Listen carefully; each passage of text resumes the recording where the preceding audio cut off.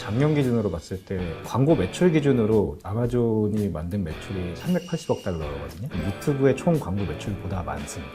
동기간에 전 세계 신문 광고 시장보다도 크고요. 아마존이 이렇게 커지는 와중에 똑똑한 회사들은 아마존에서 물건을 빼고 있거든요. 관련된 데이터들을 다 아마존이 가져가고 아마존이 그 데이터로 돈을 버네? 이게 싫은 거예요. 우리 회사도 리테일 미디어가 될 수 있을까라고 지금 생각을 하시는 분들한테 어떤 회사들이 유망한가를 좀 소개해 주시면 좋을 것 같아요.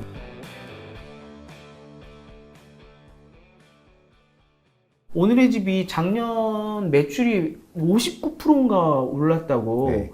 근데 지금 다들 굉장히 놀랬던 게 팬데믹 영향 때문에. 네. 근데 팬데믹 딱 끝나니까 사람들이 집에 잘 안 있잖아요. 네. 다 밖으로 나가니까 이쪽 시장 이번에 작년 올해 정말 위험하다라고 얘기가 네. 많았었는데 오늘의 집이 뭐 어닝 서프라이즈처럼 나오고 네. 그다음에 영업 손실도 굉장히 뭐 네. 줄였다고 이런 기사들이 나오더라고요.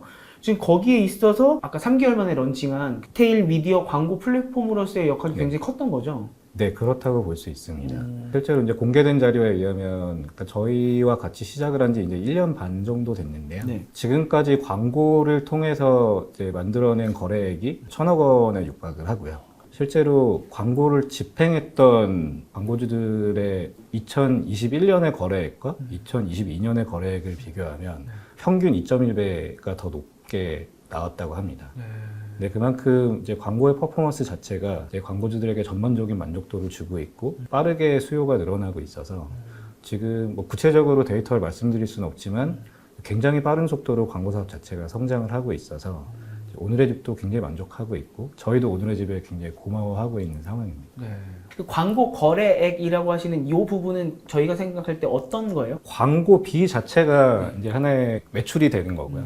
그렇게 광고비를 썼을 때 그 광고를 통해서 발생된 매출을 기업 매출 이렇게 얘기를 하거든요. 그래서 그 1,000억이라고 얘기하는 건 광고를 통해서 기여가 된 매출을 의미합니다. 네. 광고 거래액의 이 거래액은 뭐 쇼파 사는 거 이런 게 들어갈 네네네. 테니까 여기가 더 클 수도 있고 네. 그다음에 뭐 예를 들어 좀 면봉 같은 거 판다 네. 그러면 오히려 광고비가 더 클 수도 네, 있는 거고 이제 맞습니다. 뭐가 높을지는 모르겠지만 보통은 이제 광고주들이 이제 가장 신경 쓰는 매트릭이 로아스라고 해서 네. 리턴 온 애드 스펜드의 약자인데요. 내가 광고비를 10,000원을 썼을 때 만약에 매출이 30,000원이 나왔다. 네. 그러면 로아스가 300%인 거거든요. 또 하나 저희 고객사 중에 반란 같은 경우는 네. 이제 반란 이제 명품 커머스이기 때문에 기본 거래 단위 자체가 크거든요. 그렇죠. 몇백만 원. 이제 그러다 보니까 이제 뭐 특정 광고주는 거의 로아스가 2,000%까지도 이제 나왔다고 합니다. 100만 원의 광고비를 써서 네. 2천만 원 매출이 나온 거죠. 네. 그만큼 이게 머신러닝을 통한 타겟팅이 충분히 광고주들에게 그러니까 높은 로아스로 이제 좋은 퍼포먼스를 이제 전달하고 있다고 볼 수 있습니다. 그렇게 되면 아까 오늘의 집 같은 경우도 계속 뭐 2배 성장하고 이렇게 있다는 네. 거는 그쪽 지금 시장 자체가 다 좋지 않다고 예상하는 와중에 네. 이게 또 구매율을 높여주니까 네. 그 시장을 회복하는 계기가 될 수도 있겠네요. 그렇죠. 이 리테일 미디어 자체가 개인화에 기반을 하고 있기 때문에 네. 충분히 잘 개인화가 된 이제 광고가 나가게 되면 유저들이 보다 구매를 활발하게 하는 데 도움을 주고 이제 매크로적인 상황에서는 포스트 팬데믹으로 인해서 어느 정도 불이익을 받았을 수도 있겠지만 오늘의 집이 하지만 또 유저의 경험들이 훨씬 좋아진 계기가 됐기 때문에 그게 어느 정도는 방어를 해줬지 않나 이렇게 보고 있습니다. 보통 제가 비교해서 말씀드리는 게 광고 매출 기준으로 이제 작년 기준으로 봤을 때 아마존이 만든 매출이 380억 달러거든요. 근데 그 380억 달러라는 매출이 그러니까 이 거대한 생태계를 만든 어떻게 보면 티타임즈도 속해 있는 생태계라고 할 수 있는 유튜브의 총 광고 매출보다 많습니다. 그리고 또 하나 예를 들면 이제 동기간에 이제 전 세계 신문 광고 시장보다도 크고요. 아마존 하나로요. 네. 대단하네요, 진짜. 네. 우리 회사도 리테일 미디어가 될 수 있을까라고 지금 네. 생각을 하시는 분들한테 네. 어떤 회사들이 그런데 좀 유망한가를 좀 소개해 주시면 좋을 것 같아요. 일단은 구매와 관련된 데이터를 가지고 있다라고 하면 그 섹터에서는 충분히 리테일 미디어 사업을 진행할 수 있는 포텐셜이 있다고 할 수 있고요. 네.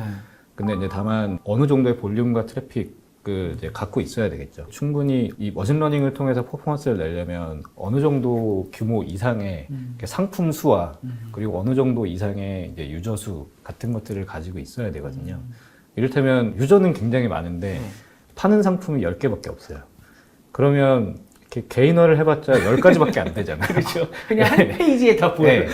상품 수가 얼마나 많은가도 되게 중요한 요소거든요.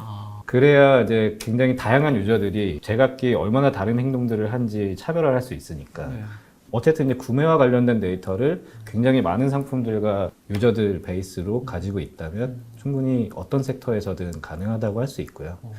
그렇게 뭐 사업적인 관점이 아니더라도 예. 그런 데이터들이 이제 퍼스트 파티 데이터로서 또 중요한 건 마케팅적인 의미에서도 굉장히 중요합니다.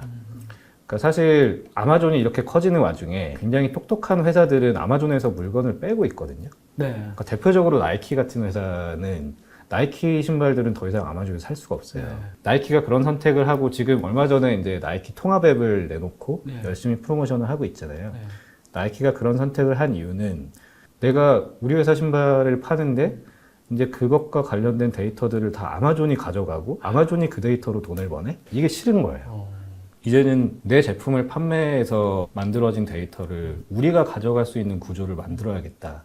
이렇게 뭔가 시장에서 파워가 있는 브랜드들은 하나둘씩 이제 이런 거대 플랫폼에서 독립하고자 하는 움직임, 그 데이터들도 우리가 가져가서 우리의 마케팅에 활용해야겠다. 단순히 뭐 사업적인 관점에서만 이런 트렌드를 바라보실 게 아니라 마케팅적인 관점에서도 그러니까 내가 충분하게 데이터를 확보할 수 있을 만한 파워 있는 시장 내에서 파워 있는 브랜드의 역할, 그러니까 위치를 선점하고 있다라고 한다면 아마존 같은 리테일 미디어를 이용하는 것도 방법이 되겠지만 자체적으로 데이터를 쌓아서 그 데이터를 마케팅에 어떻게 활용할 수 있을까? 이런 고민들도 굉장히 의미 있는 고민이라고 할 수 있어요. 어떻게 보면 이게 데이터 전쟁이 벌어지고 있는 거네요, 맞습니다. 이제는. 네. 앞으로는 이 데이터를 갖고 있느냐에 따라서 마케팅적으로도 큰 힘이고 네. 없으면 큰 문제고 네. 그리고 또 이걸 갖고 있으면 우리 쪽으로 사람들을 유입시키면 광고 플랫폼 역할도 할 수 있고 네. 뭐 한 제곱의 영향을 미칠 수 있는 거네요. 그렇죠. 이게. 네. 어느 섹터든 괜찮다라고는 말씀해 주셨는데 그래도 조금 좁혀주실 수 있어요? 이게 뭔가 상품 수가 많고 트래픽이 나는 중에서 네. 몰로코도 좀 이렇게 유명하게 보시는 데 있을 거 아니에요? 네. 기본적으로 저희가 이제 매스 머천다이즈라고 표현하는데 뭐 쿠팡 11번가 위메프 티몬 이런 것처럼 이제 모든 걸 다 파는 이런 것들도 기본적으로 리테일 미디어 사업들을 하고 있고 네. 특히 또 활발하게 하고 있는 것들은 패션 이제 쪽도 굉장히 활발합니다. 그 온라인 뭐 멀티샵 이런 데도 가능한 건가요, 그러면? 그렇죠. 네. 저희 고객사이기도 하지만 푸드 딜리버리 쪽도 그냥 구자재로 판매를 하는 것보다 네. 머신러닝을 활용했을 때 훨씬 더 높은 퍼포먼스 리프트가 있더라고요. 저희가 여행 쪽도 지금 트라이 하고 있고요. 콘텐츠 쪽도 새로 트라이 하고 있고 그래서 굉장히 다양한 영역으로 저희도 좀 많은 버티컬별로 좀 시도들을 하고 있습니다. 콘텐츠라고 하면은 예를 들면 웹툰 이런 것도 가능하겠네요? 네, 맞습니다. 웬만큼 좀 크긴 해야 되겠네요. 네, 이제 좀 플랫폼이다 정도는 얘기할 수 있어야 되는 맞습니다. 곳이네요. 네. 이게 나중에 좀 약간 조금 더 소상공인 쪽으로 내려갈 수 있는 가능성도 있나요? 예측의 기술이 점점 더 발전하고 머신러닝의 기술이 발전하면 네. 훨씬 적은 데이터를 가지고도 예측의 정확도를 높일 수는 있을 거예요. 뭐 그런 기술 발전의 속도에 따라서 조금씩 내려가긴 할 것 같은데 근데 그럼에도 불구하고 이제 광고라는 것 자체가 일단 또 매체로서 인정을 받으려면 이제 기본적으로 내가 광고비 얼마 쓸게 라고 했을 때 그만큼을 받아들일 수 있어야 되잖아요.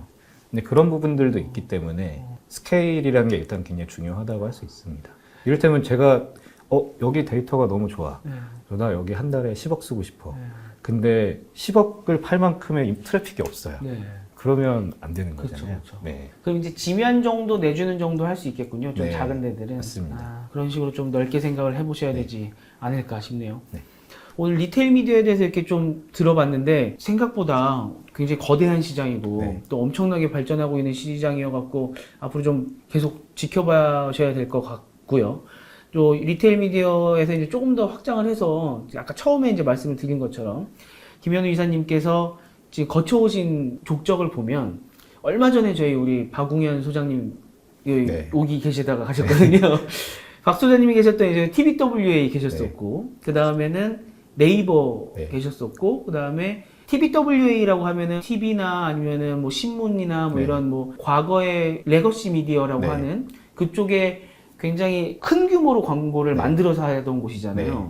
그러다 네이버는 인터넷 지면으로서 네. 예전에 막 많이 사람들끼리 얘기했던 게 네이버 뭐 메인 화면에 요거 배너 하나에 뭐 몇 억이래 뭐 이런 네. 얘기 있었거든요. 그런 딱 패러다임이 바뀔 때 온라인으로 네. 바뀔 때 딱 네이버에 계셨고 네. 네이버에서 이제 모바일이 뭔가 요새는 난리래. 네. 막 지금도 기억하는 게 아마 이혜진 의장님께서 야 여기 빨리 연구해봐라고 했던 네. 그 피키캐스트에 또 계셨었잖아요. 피키에 계시다가 지금은 또 머신러닝 쪽에 뭔가 지금 밟아오신 곳이 네. 의도하신 건지 아니면 이게 운이 좋은 건지 모르겠지만 이 광고 산업의 변화에 딱 항상 중심에 계셨단 네. 말이에요. 몸소 체험을 하셨으니까 이 광고 업계의 패러다임이 지난 한 10년, 15년 동안 어떻게 바뀌었는지 좀 설명을 네. 해주시면 너무 와닿으실 것 같아요. 네. 보신 분들이. 제가 딱 TBWA에 들어갔을 때가 4대 매체를 중심으로 한 이제 티피컬한 미디어 믹스가 점점 지고 있는 때였어요. 그러니까 저는 사실 이제 TBWA 하기 전에 이제 개발자로 잠깐 일을 한 적이 있었어서 경영특례로 개발이 너무 힘들어서 피벗을 한 케이스인데 근데 이제 어쨌든 개발을 한 경력이 있으니까 온라인에 대해서 좀 상대적으로 많은 관심을 갖고 있었거든요. 좀 감이 빠르셨군요. 근데 이제 TBWA 다니면서 광고업계 무게추가 좀 빠르게 온라인으로 옮겨간다는 느낌을 받았었어요. 실제로 제가 TV로 다닐 때 막 트위터가 생겨나고 이렇게 임원분들한테 트위터 깔아드리고 막 이랬었거든요. 박은혁 선생님 트위터 제가 깔아드렸어요.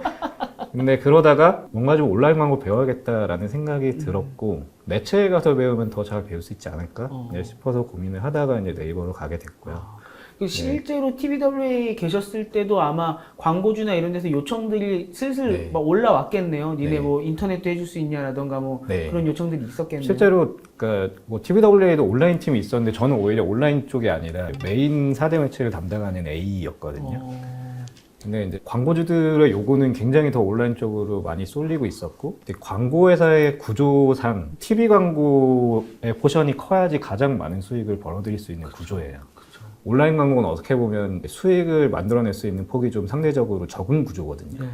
네, 그러다 보니까 TV 광고 중심의 미디어 믹스를 계속 제안을 하는데 광고주들은 점점 TV에 돈을 덜 쓰려고 하는 그런 분위기가 감지가 되기 시작한 때였고요.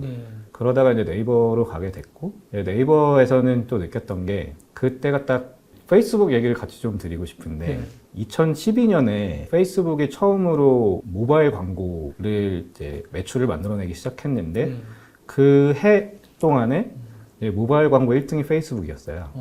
그래서 페이스북은 모바일 광고를 팔자마자 세계 1위가 됐거든요. 모바일에서. 근데 그 당시에 네이버의 어떤 트래픽이 PC 대 모바일이 이미 5대 5였어요. 아, 트래픽은. 그런데 네이버의 광고 매출 비중을 보면 PC 대 모바일이 거의 9대 1에 가까웠거든요.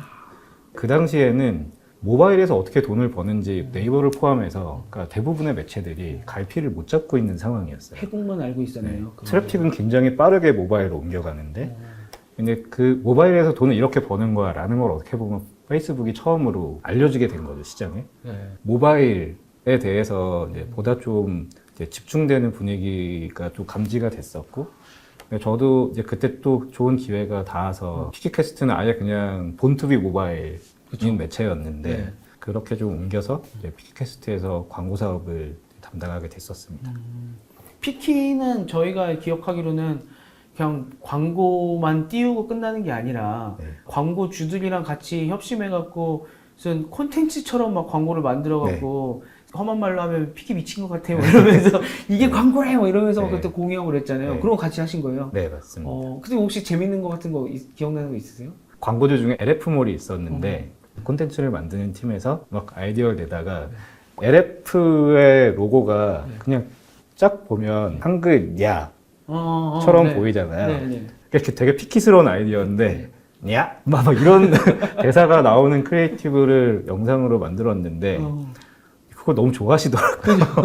유저들이. 그죠. 그래서 LF몰에서도 그걸 좋아할 거라고는 생각 못 했는데 근데 어쨌든 유저들의 반응이 너무 뜨거우니까 그런 광고들이 시리즈화돼서 막 나오기도 했었고 피키가 보면 이제 그런 콘텐츠를 만들었던 분들이 광고를 만들었던 경력도 전혀 없었지만 콘텐츠에 대해서 누구보다 젊은 감각을 가지고 있는 사람들이었는데 그래서 이렇게 톡톡 튀는 광고들을 또 많이 만들어낼 수 있었던 것 같습니다. 지금도 네이티브 애드는 그 콘텐츠 사업 관련해서는 굉장히 중요한 수익원 중에 하나잖아요. 특히 유튜브 채널들 같은 경우도 보면은 PPL 아니면 네이티브 애드로 많이 하시고 그쪽이 모바일이라는 게 생기면서 피키나 이런 데서 많이 시도되고 이렇게 네. 퍼져 나갔던 거군요. 사실은 뭐 잡지 때부터도 잡지 때는 뭐 에드버토리얼이라고 보통 얘기했죠. 그래서 네. 이제 뭐 잡지 기사인데 뭔가 광고성 기사 그쵸. 이런 것들이 사실은 옛날부터 있었고 근데 그게 온라인으로 이제 옮겨온 거죠. 그때 피키가 이제 네이티브 애들 할 때는 또 지금은 좀 많이 안 좋아졌지만 버즈피드가 네. 또 굉장히 유망한 매체로 자리를 그쵸. 잡았었고 버즈피드의 메인 수익이 이제 네이티브 애드였었죠. 아, 지금도 사실은 네이티브 애드는 뭐 굉장히 큰 여러 매체들의 수익원이 되고 있긴 하지만 네. 그러니까 피키 때 저희가 이제 만들었던 네이티브 애드가 어떻게 보면은 제가 지금까지 이제 봤던 여러 네이티브 애드들 중에서도 그래도 가장 재밌게 공유가 될 수 있는 콘텐츠로 만들어지지 않았었나 네. 예, 생각하고 있습니다. 네. 그래서 그만큼 더 아쉽기도 하고요. 그쵸, 그쵸. 네. 그 다음에 언제 넘어오신 거예요? 이쪽 머신러닝 쪽으로는 뭘로 저희 2016년에 넘어왔습니다. 이세돌이 막 그 알파고랑 싸울 때 넘어오신 건가요? 네, 그 즈음인 것 같아요. 네. 그게 영향을 미친 겁니까? 그때는 피키캐스트에서 이제 광고 사업을 하면서 데이터를 활용해서 뭔가 광고 상품을 만들 생각을 하진 못했었거든요. 제가 만들었던 이제 배너 광고 상품 같은 것도 피키캐스트 앱이 보통 이제 카드 뉴스 형태로 이렇게 넘기면서 되어 있는데 네. 근데 중간에 이제 삽입해서 끼워 넣는 형식이었지만 타겟팅 같은 걸 지원하진 않았었어요. 근데 사실 피키는 충분히 많은 트래픽을 갖고 있었고 네. 컨텐츠도 굉장히 다양했기 때문에 그것들을 머신러닝으로 뭔가 좀 타겟팅에 활용을 했다면 충분히 더 높은 퍼포먼스를 낼 수도 있는 기반이 있었을 텐데 네. 그때는 그런 생각을 이제 잘 하진 못했었거든요. 근데 이제 우연한 기회에 몰로코의 안익진 대표님하고 그 피키캐스트 때 협업을 한번 미팅으로 만난 적이 있었는데 그게 인연이 돼서 이제 나중에 이런 데이터를 굉장히 잘 다루는 팀이라고 알고 있었고 네. 여기서 한번 더 이제 데이터를 활용한 이제 광고 쪽에서 일을 해본다면 가능성이 있지 않을까 해서 조인하게 되었습니다. 감이 진짜 좋으시네요. 거기 합류하실 때는 이 데이터가 이 정도까지 중요하게 영향을 미칠 거라고 생각을 하셨어요? 그때는 퍼스트 파티 데이터의 중요성에 대해서 그러니까 시장에서 크게 주목을 하고 있지 않은 상태였는데 네. 그때는 사실 이제 안 대표님도 그렇고 회사의 비전 자체가 우리의 머신러닝 엔진은 이제 고객사의 퍼스트 파티 데이터를 통해서 퍼포먼스를 내는 엔진이야. 그러니까 라는 확고한 철학이 있었거든요. 근데 그런 철학이 어떻게 보면 굉장히 주요했다고 할 수 있고요. 네. 그렇다고 저희가 뭔가 이런 프라이버시가 강화되는 이런 트렌드를 예측을 한 건 아니었는데 네. 운이 좋았던 것도 있었던 것 같고요. 네.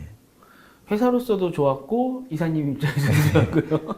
여기서 이제 끝나면 안 되죠. 더 네. 여쭤보고 싶은 게 그렇게 경험을 다 해보셨으니까 네. 지금은 그렇다고 해서 전통 광고 시장도 없어진 게 아니잖아요. 여전히 TV 광고가 제일 네. 크고 신문도 당연히 지금 뭐 네. 다 먹고 살고 있고 그렇게 전통 시장부터 지금 머신러닝까지 완전히 다 섞여 있는 네. 그런 시장이잖아요.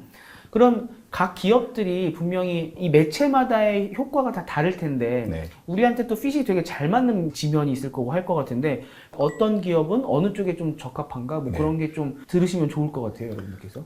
이제 보통 업계에서 쉽게 나누는 이분법이 있는데 브랜드 마케팅 그리고 퍼포먼스 마케팅 이렇게 보통 많이들 나누고 있거든요. 네. 보통 이제 브랜드 마케터들이라고 하면 이제 좀 더 이제 4대 매체 중심으로 매스 커뮤니케이션에 중심을 두는 그런 4대 매체들의 특징은 굉장히 매스하게 메시지들을 전파하고 크리에이티브를 전달할 수는 있는데 얼마나 많은 사람들이 거기에 반응했고 그로 인해서 매출이 얼마나 연결이 되었는지 측정하기는 쉽지는 않아요. 네.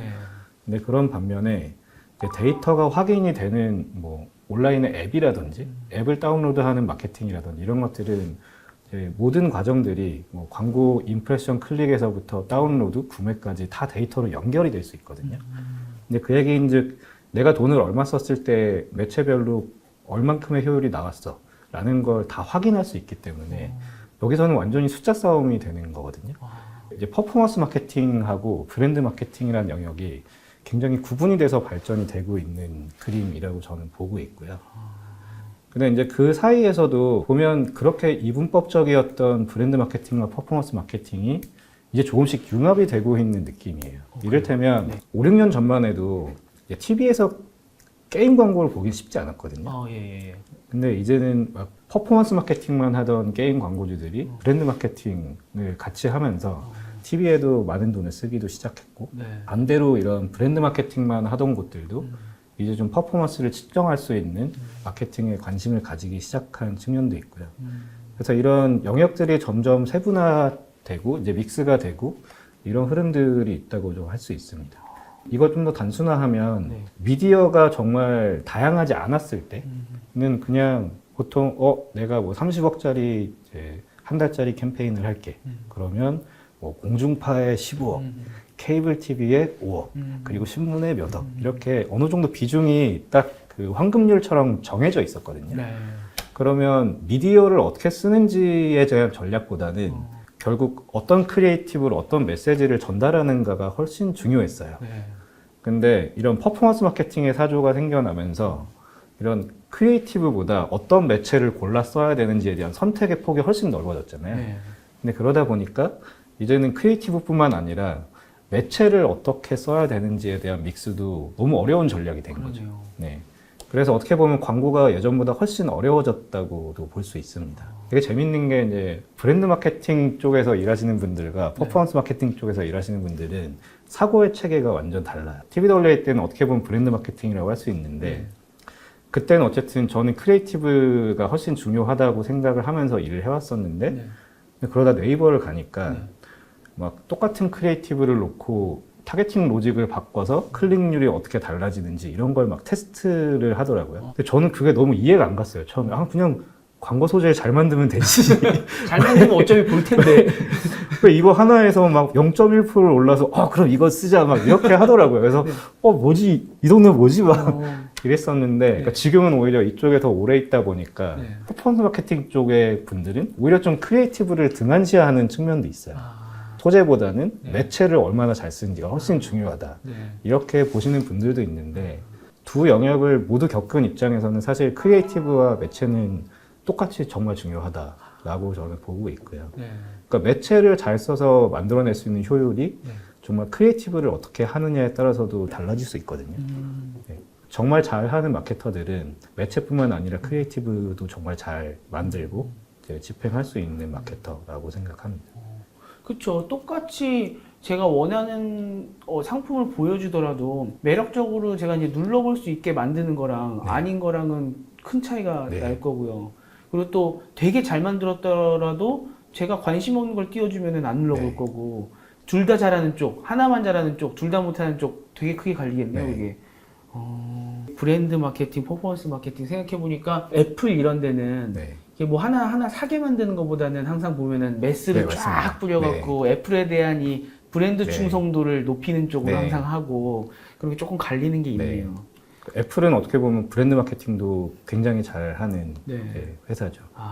게임은 생각나는 게 예전에는 게임사 내에 뭐 다른 게임의 배너를 띄운다던가 이렇게만 했었는데 아마 제 기억에는 그때 클래시 오브 클랜인가 뭐가 맞아요. TV에 한 몇백억 쏟아붓고 나서부터 갑자기 1등하고 이러니까 이게 저것도 중요하구나. 어떻게 보면 슈퍼셀이 한국에선 처음으로 보통 이제 4대 매체 그 정도의 많은 돈을 쓴 첫 번째 게임 광고주였을 거예요. 그 다음부터는 이제 좀 대작 게임이다라고 하면은 TV에 엄청 내보내고 맞습니다. 그게 좀 변화가 그때부터 있었던 거군요. 오늘 한번 이렇게 쭉 말씀을 들어봤고요. 지금 머신러닝 이후에 뭐 전망이라던가 그런 것도 혹시 있을까요? 아직 리테일 미디어의 잠재력이 엄청 많이 남아있다라고 보고 있고요. 특히 한국 시장 같은 경우는 훨씬 더 포텐셜이 크다고 이제 믿고 있습니다. 큰 전망이라고 한다면 프라이버시에 대한 제재 움직임이 점점 더 강화될 거라고 저는 보고 있어요. 그래서 아직 크롬 쿠키도 제한은 안 했지만 그것도 곧 이제 제약을 할 것이고 아직 애플만 광고 식별자 제약을 했지만 안드로이드도 곧 애플과 비슷한 형태로 제약을 둘 거라고 공표를 하기도 했거든요. 점점 더 퍼스트 파티 데이터가 중요해지는 시대로 갈 것이라고 예측하고 있습니다. 어떻게 보면 데이터를 확보하기 위한 싸움이 지금보다 더 많이 일어날 수 있겠네요. 특히 우리나라는 리테일 미디어에 대한 잠재력이 있다고 말씀을 해주신 게 생각해보면 미국은 아마존이 항상 절반 이상을 갖고 가는 시장이었고 우리나라는 쿠팡이 아무리 갖고 가도 늘 춘추 전국 시대잖아요. 막 15% 넘는데 거의 없잖아요. 항상 요만큼씩 있기 때문에 그 회사들이 다 리테일 미디어로서의 이 잠재력이 있는 회사들인 거잖아요. 그런 면에서 아마 아직 안 하고 계신 분들은 이쪽이 새로운 수익원이 될 수 있겠다라는 또 희망을 가지셔도 좋을 것 같고 독자분들 중에서 투자하시는 분들 많으시기 때문에 그런 것도 이제 회사 분석하실 때 한번 고려를 해보시면 좋을 것 같고요. 또 하나가 요새 경제 상황 안 좋고 투자 얼어붙어 갖고 아까도 말씀해 주시긴 했지만 모든 스타트업의 기조가 이제는 수익을 내는 쪽으로 가고 있잖아요. 맞습니다. 그럼 어떻게든 수익을 내야 되는 상황인데 지금 빨리 뭐 이 온라인 광고 쪽에서 광고 플랫폼 역할을 하셔갖고 이 어려운 상황을 벗어나셔야 되지 않을까 생각을 해봅니다. 아까도 반란 말씀도 해주셨는데 저희가 이 라이브 하면서도 이 명품 커머스 업체가 지금 굉장히 힘든 상황이다라는 것도 많이 다뤘었거든요. 회사가 계속 존속될 수 있고 지속될 수 있는 그런 또 수익원이 되면 좋겠네요. 네, 맞습니다. 네. 앞으로도 또 이쪽에 다른 일들이 벌어지면은 또 종종 설명을 부탁드리겠습니다. 네, 알겠습니다. 네, 감사합니다. 오늘 덕분에 새로운 또 분야 알게 됐고요. 또 뵙겠습니다. 감사합니다. 네, 감사합니다.